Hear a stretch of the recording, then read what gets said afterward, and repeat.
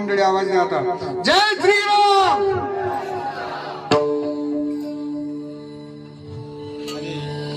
खरंच आपण हनुमानजी महाराजाचे भक्त असेल तर जोरात आवाज देतात मग आता.